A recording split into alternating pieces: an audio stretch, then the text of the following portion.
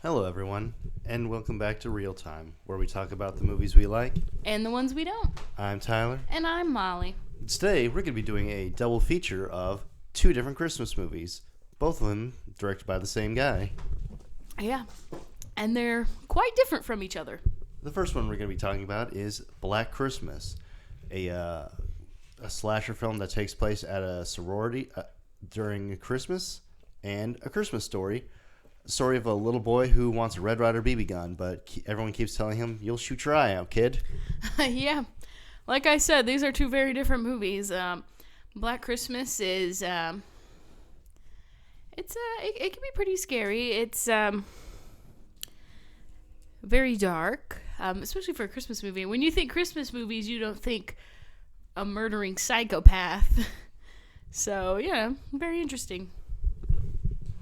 Like we said, both of these movies were made by the same guy, Bob Clark. Now, some other movies that Bob Clark directed were, looking at his IMDb page. Let's see. He did movies called Dead of Night, Breaking Point, Porky's 2, Rhinestone, the Baby Geniuses movies. Very odd filmography, but hey, what do you do?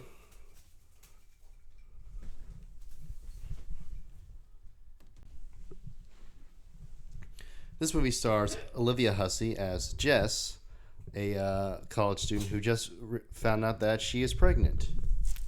Yeah, so she's going through a lot because she's very young. This is a really life-changing thing that has happened to her. So she's thinking about what to do, which she pretty much has already made up her mind. She just has to tell her boyfriend what she's going to do.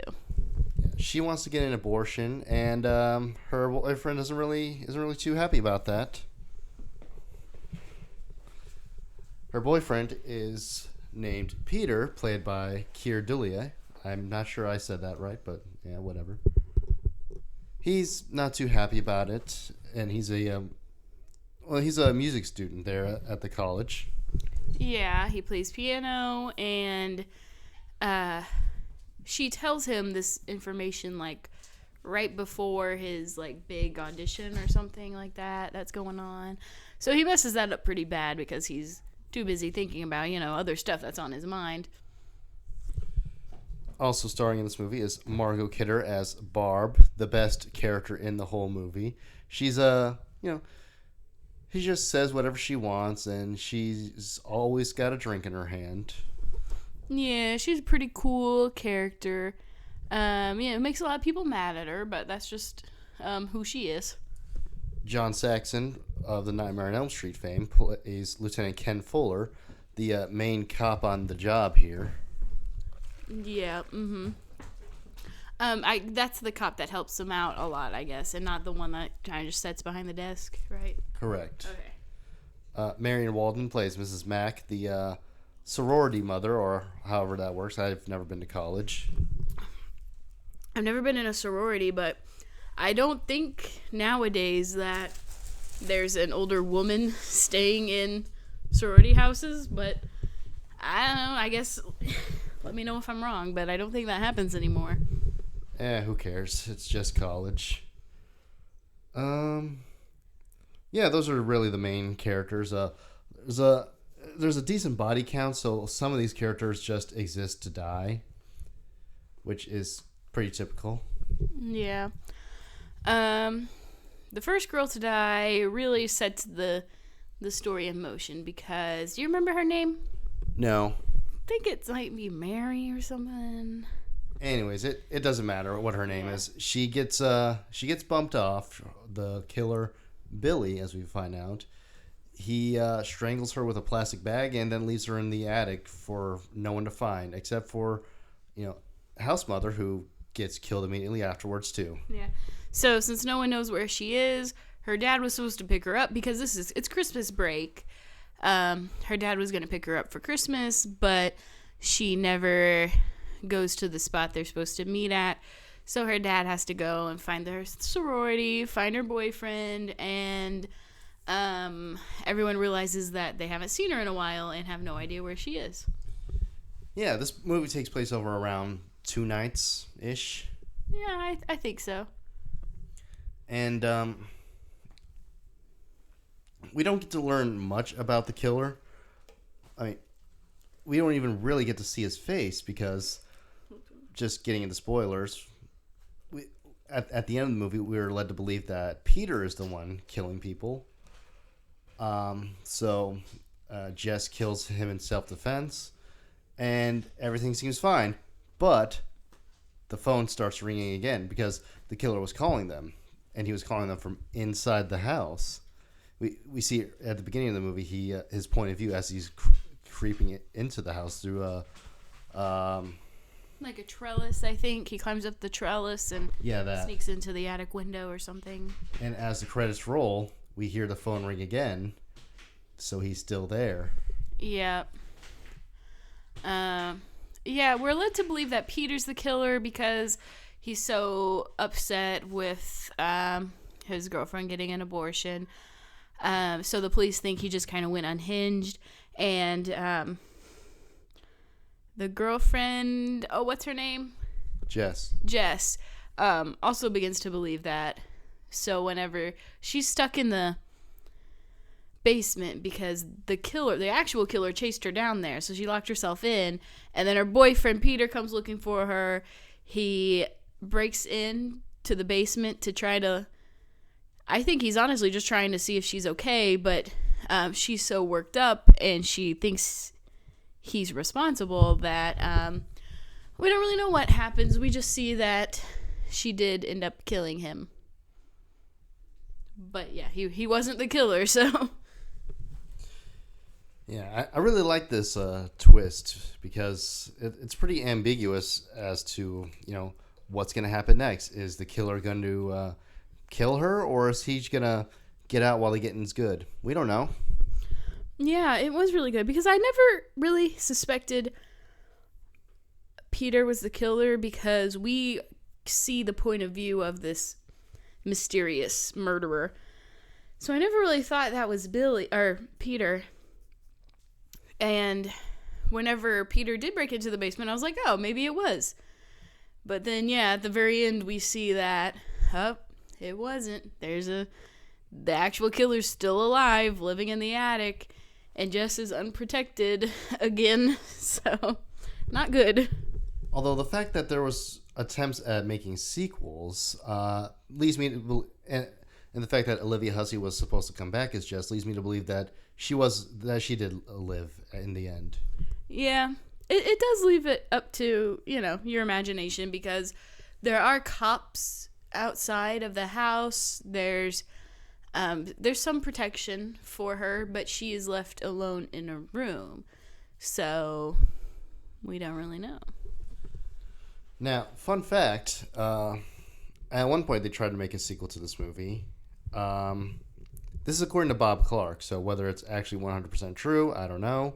But one of the attempts to make a sequel ended up becoming the original Halloween. That's interesting. Well, holiday-based killings makes sense. Yeah, that does, yeah. So, yeah, there are some feminist overtones with this movie concerning Jess and her desire to get an abortion without really worrying too much about what her boyfriend Peter has to say about that. I'm the wrong person to be making any sort of analysis about this, but so what do you think about all that? Yeah, I think it's pretty. When was this made? 74. Yeah, I mean, I don't really know what was going on in 74, but I feel like this was pretty progressive for the time because she knew she was going to get an abortion, and there wasn't really, I mean, of course, none of her friends had anything to say about that. They seemed to support her no matter what. So yeah, her making that decision, and it seemed like she didn't even really want to tell Peter. She just kind of did it to be nice. So, yeah, I think this has a pretty good female empowerment message, I guess. And also, she stays in the house instead of getting out whenever she finds out that the killer is calling from in the house. She wants to save her friends. So, yeah, I think it's a pretty female positive, I guess. Yeah, and not like in a, not in a way that's, degrading towards men or just pandering to women like some modern Disney movies do either. Yeah, yeah, it's pretty good, I think. Yeah. So, I already said who my favorite character in the movie was, but what about yours? Who did you say your favorite character? Oh, yeah, Barb. Barb. Yeah, I like Barb. Oh, I don't know who my favorite character was. Also, the main girl, Jess, is pretty cool. Actually, yeah, I think I'll go with Barb. She's pretty funny. Yeah, she's fun. She just does whatever she wants, and nobody cares. Well, people care, but, she don't. Yeah, no one really tries to stop her. And then Billy just ends up killing her too. What a shame. Yeah, that was pretty unfortunate. Since she was pretty cool. That'll do it for us, unless you have anything more to say on Black Christmas. No, I don't think so. Let's move on to the next movie. Oh, there were 2 remakes of this movie, but obviously we're not covering either of those. So maybe next year. Who knows? Yeah, maybe. Next we have A Christmas Story, one of the most iconic Christmas movies of all time, and it's a pretty well-deserved reputation. Yeah, I think so. A Christmas Story. I don't really need to give much of a synopsis for this movie because it's safe to say that anyone watching this video, they know A Christmas Story. Most likely, yeah.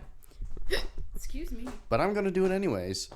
So, Ralphie, played by Peter Billingsley, is wanting a Red Ryder BB gun for Christmas, but everyone tells him, "You'll shoot your eye out, kid." And it's just basically him wanting this one gift for Christmas and going about the natural Christmas season like most kids. Yeah, and it's a pretty interesting story. I like how there's narration throughout the movie. It makes it gives this a little something unique, I think. Which, for the longest time, I thought the guy doing the narration was Adam West because it sounded exactly like him, and it still does. But no, it's this guy, Gene Shepard. He wrote the original story that this movie is based on, and he even wrote the book, the screenplay too. Yeah, I see what you mean. I think it does sound like Adam West, but yeah, I think they sound pretty similar. Melinda Dillon plays Ralphie's mom, and Darren McGavin plays his dad. And had I remembered these two when we were doing our best and worst, mothers and fathers list, I think I would have put them on the list for each one respectively because these are some pretty good parents. Yeah, they're pretty good. The mom's very caring. I mean, you could tell she definitely cares about her kids. And same with the dad. He even goes behind the mom's back to get him the BB gun. So, which that kind of sounds like us, to be honest. Honestly, yeah. Which I don't really have any problems with a BB gun, but I guess if my kid was young enough, I'd be like, oh, maybe wait till you're older, and I could see you getting it anyways. You should try out, kid. Yeah. Let's see. Scott Schwartz plays Flick, the kid who gets his tongue stuck to the telephone pole. Yeah, very iconic scene. Mm-hmm. Which, if I'm being completely honest, I've done that too. I believe it, yeah. I got myself free, though. Yeah, that's good. I never stuck my tongue to a telephone pole, but I have got my tongue stuck on, like, ice before, things like that. Popsicles. Well, it's like, you got to see if that's actually a thing. It's like, is that real? Is that real? And then you do it, and it's like, oh, yeah, this is real. I'm stuck. Yeah. You're silly. Yeah, I know. Did you get... Well, yeah, you said you got yourself free, but were you stuck for very long? No. It was like a good 10, 15 seconds. Yeah. I'd like to see that. Ian Petrella plays Ralphie's little brother, Randy. he's got he's kind of the classic annoying little brother, but at the same time, you could see why Ralphie would want to protect him from the bullies the way he does. Yeah. They seem to have an okay relationship, yeah. Artie Robb plays another one of Ralphie's friends, Schwartz, the one who gets beat up by his mom when he thinks that he told Ralphie a bad word. Yeah, that's pretty funny, even though Ralphie learned that word from his dad. He just out of nowhere when he was helping his dad change a tire, he dropped the F-bomb and didn't think to just say, Dad, I heard it from Dad. Yeah. I don't know why, because his mom was asking where he heard it, and he said his friend instead of his dad, so I don't know if he was trying not to get in trouble with his dad, too, so I don't know. I mean, the simple answer is, he's a kid, he panicked. That's pretty much it. Yeah, sometimes kids don't make the best choices or decisions. Zach Ward plays the bully of the kids, Scott Farkas. I hate this kid so much. Yeah, he's a pretty annoying character. He always chases them around. Yeah, not very nice. No, but his actor's doing a bang-up job here, so no complaints there. That's true. Yeah, really good job.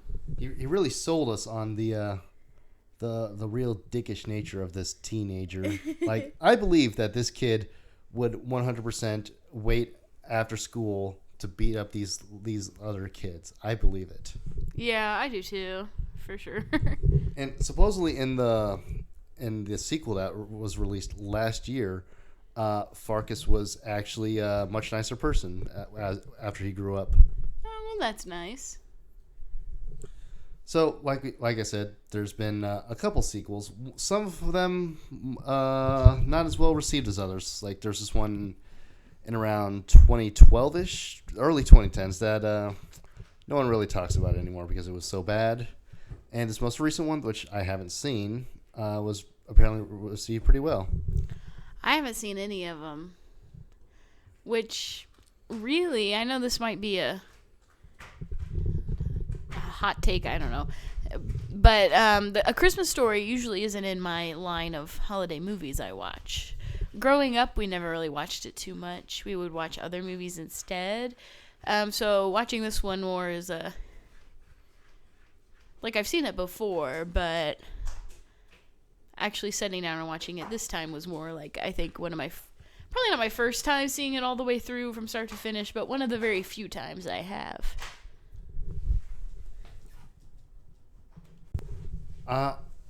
This wasn't like an every year thing for me as a kid, but I watched it occasionally, and especially helps that TBS would, always does like a 24-hour marathon of this movie. Like, I don't get that. That's kind of weird. Yeah, I mean, I do enjoy this movie, but yeah, it's not one that I like more Christmas movie or other Christmas movies more, I think. Although from a business standpoint, it actually makes perfect sense why they would show this 24 hours straight. One, this is a movie that a lot of people really like to watch, so yeah, there's that. But also, it allows them to keep as few staff members at the station as possible, so that they could send basically everyone else home for Christmas. Oh, yeah, that does make sense. I mean, yeah, someone has to be there to run the station, but this way they get to give as many employees the holiday off. Yeah, I never thought about that before. So, this movie is pretty iconic. What do you think makes it so? I would say the representation of a family is what really makes this movie click with a lot of people, I think. I mean, I know we all have different backgrounds and different family types, but this has the classic mom, dad, 2 kids family. I came from a family with a mom, dad, and 2 kids, so I can really, and the interactions they have are very, very relatable, I think, to some people. Yeah, This movie takes place in the 40s, but I feel like this could have been my childhood too. Yeah, I feel like there's a lot that you can relate to from, even though these are two boys, I think that there's something there that we could pick out, I think. Yeah, like for instance, when Flick gets his tongue stuck to the telephone pole and Ralphie and Schwartz just like, well, we didn't see anything. We're going to go back in. Just completely ignoring their friend out there. And when their teacher is trying to see if anyone knows about that, and they're just like, oh, geez, I don't know anything about that. And when she's saying, whoever did it is, pretty terrible for leaving them out there, Ralphie's just looking around like, man, I wonder who did that. Yeah, I wonder who could have been so terrible to do that. He's just looking around the room like, it's not me. I mean, yeah, kids are going to be kids, and they're usually seen as innocent, but kids can be pricks. Yeah, and I thought it was funny that no one even told the teacher. Like, someone, even like a person who had nothing to do with him getting his tongue stuck, knew he was out there, but yet no one told the teacher. And this teacher, bless her heart, she goes out in the middle of Indiana winter in a storm with no coat on to help this poor kid. Like, teacher of the year right there. Yeah. She does seem to get a lot of gifts for Christmas, so at least there's that. Yeah, it's just... And this poor kid, he doesn't even snitch either because, he knows how it is. Yeah, he didn't want to snitch on his buddies. Stitches get stitches. That's true. And later on, when Ralphie gets in a fight with Farkas, and he's just beating him up and yelling all sorts of bad words at him, and his mom comes out and pulls him off him, and she doesn't even tell his dad that he was saying all those bad words, just that he got in a fight and he handled it. Yeah. Mm-hmm. And she distracts the dad too. She's like, "Oh, what about?" It was like, whatever sports team. Did you see that? And he's like, oh, yeah. And then his mind is automatically on something else. So, although you could see in the background, he's asking her, if everything was okay and if she, handled it. She's like, yeah, I got it. Yeah. Mm-hmm. So, yeah, pretty nice. It's just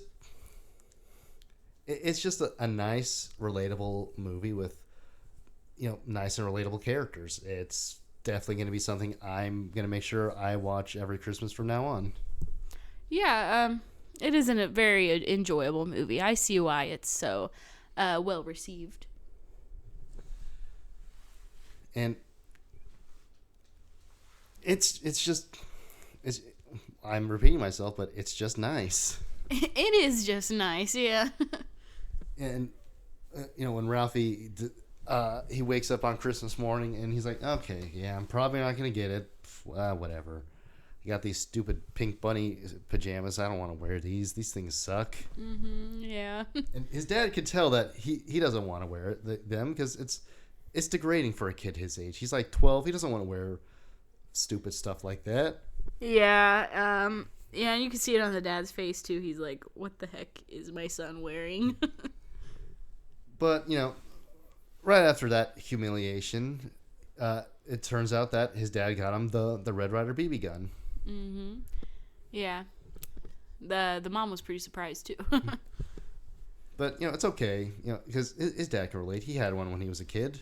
Although that exact model of Red Ryder BB guns did not actually exist until after the movie came out. The author was just pulling parts from different Red Ryder BB guns, but eventually after the movie, this exact model came out, and all was right in the world once again. Yeah. Mm-hmm. Sounds good.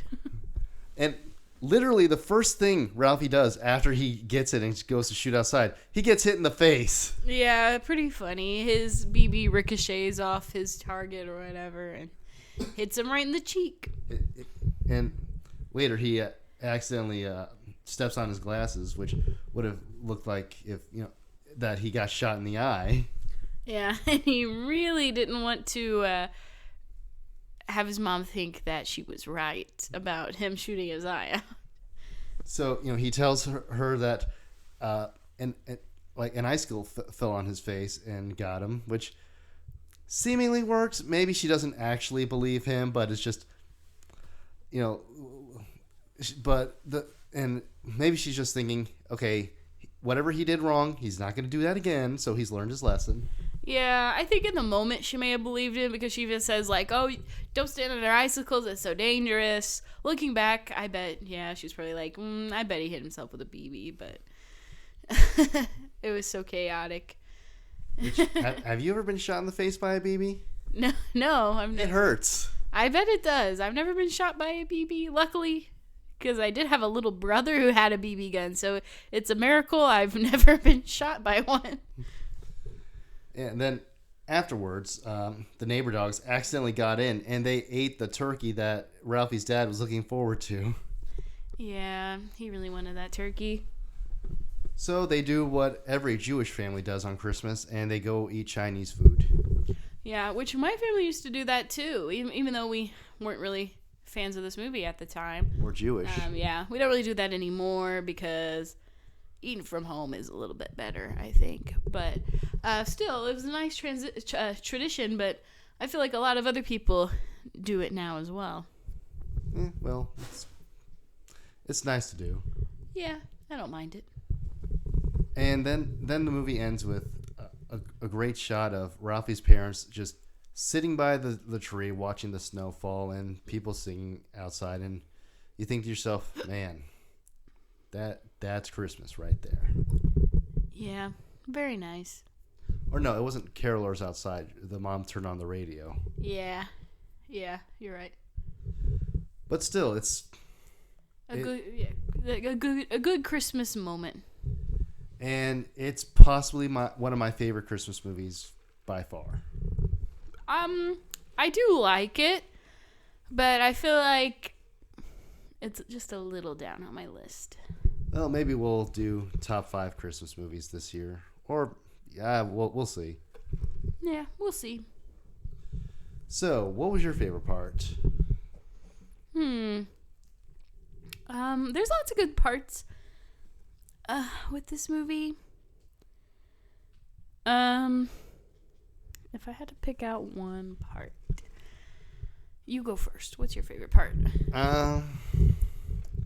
Yeah, probably the part with when they came in and just left Flick out in the cold with his tongue stuck to the telephone pole, and Ralphie's just looking around like, yeah, I wonder who did that. Yeah, that is really funny. Another part I like is, I guess, the whole lamp situation with the dad. He really likes his lamp. The leg. And the mom hates it. And everyone's just everyone in the neighborhood is just mesmerized by this lamp because apparently porn didn't exist at the time. Yeah, they just really like the female leg in fishnets. Man, guys back in the 40s didn't have nothing to get their rocks off. Leg lamps. Leg lamps. They had leg lamps. Yeah. It was pretty funny. And the mom breaks it. We don't know how it gets broken, but we do know she breaks it. Whether accidental or not, she did break it. It wasn't an accident. Yeah, definitely not. Oh, I just remembered when they go see Santa at the mall, and all these kids are just crying and whining because they're so excited to see Santa, and then he's there and he's kind of intimidating. It's like, whoa, man. Yeah, kind of scary. And then they have to get pushed down that big slide and they scream. Which, if there was a slide after I saw Santa, I'd be going there. Yeah, I feel like that would be pretty cool. I don't think I'd be scared of the slide. Scared of I'd Santa, want that yeah. as a kid. Yeah. Which the reason why he looks so intimidating to us, the audience, is because when they had it was because they used a fisheye lens for Santa when he was looking down to sort of create that get across the idea that this is a scary dude, even though he's probably not supposed to be actually. Yeah. And the elves are scary too, or mean and grumpy. Which they've been there all day. They work retail. Yeah, they're gonna be pissed off. I'd be grumpy too. Yeah. Like the guy playing Santa is like, look, if they think I'm gonna be here past 9, nah. Yeah. And just, I get these guys. I don't think they're actually mean. I think they're just tired because it's a long day and they have to deal with a whole bunch of screaming children. I would not want to be in their position either. Yeah, I wouldn't. Another thing that really makes this movie really accurate to the childhood experience is all the daydreaming spots we get from Ralphie. Like at one point, he has a Red Ryder BB gun and he's protecting his family from outlaws. And at another point, he goes blind after they make him eat soap after he says the F word, and when he turns in his essay to the teacher and she loves it so much. Yeah, I think that does really add to the whole childhood experience. It's pretty funny. Yeah, for me and probably you too, this is probably one of the most accurate and relatable childhood experiences in movies. I think so. They really do a good job at capturing how a kid thinks, what goes through his mind, stuff like that. The only thing that I could think that really matches it with that same sort of accuracy is probably Dazed and Confused, if I'm being completely honest. Yeah, I mean that's a different moment. Well, it still matches the same level of accuracy that you get from experiencing childhood or teenagehood, which you're still a child there, but still. Yeah, I get what you're saying. Yeah. That'll have to do it for us, I think. Actually, hold on, just remembered something. So apparently Jack Nicholson wanted to play Ralphie's dad in this movie. That would have been interesting. He was a really big fan of the short stories and was willing to take a massive pay cut if necessary. Oh. Which, for reference, his salary for Batman '89 took up most of the budget. Yeah, I bet so. So why wasn't he in this movie? Well, the writer was afraid that the presence of a high-profile actor like that would distract people from the main story. Yeah, I get that, yeah. Also, Peter Billingsley was the first choice for Ralphie, but Bob Clark passed on him because he thought it was too obvious a choice.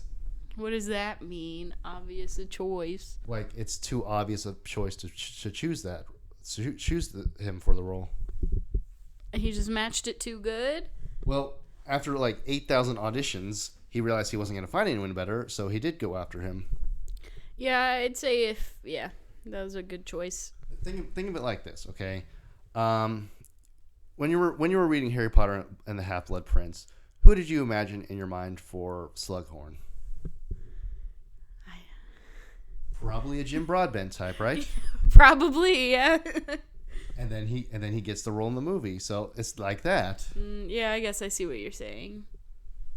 Anyways, now I think that's it for us. So we'll catch you next time. See you next time.